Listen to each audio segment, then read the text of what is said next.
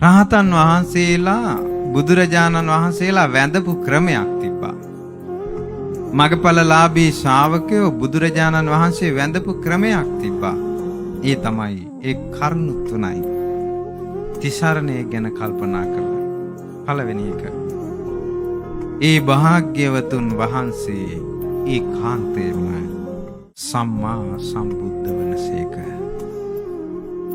ඒ භාග්‍යවතුන් වහන්සේ විසින් වදාළ ශ්‍රී සද්ධර්මය ඒකාන්තයෙන්ම ස්වාක්ඛාත වනසේක.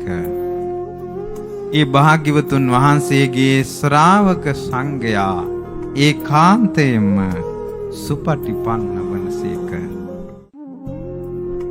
ආන් ඒක තමයි පින්වත්නි තුනුරුවන් වැඳීම. අපගේ සාරිපුත්ත මහරහතන් වහන්සේ දවසක් බුදුරජාණන් වහන්සේ ගාවට ගියා.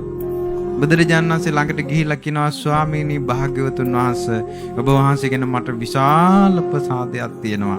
ඔබ වහන්සේ ගැන පැහැදීමක් තියෙනවා. කොහොමද පැහැදීම? ඒ තමයි භාග්‍යවතුන් වහන්සේ සම්මා සම්බුද්ධයි. භාග්‍යවතුන් වහන්සේගේ ධර්මය ස්වාක්ඛාතයි.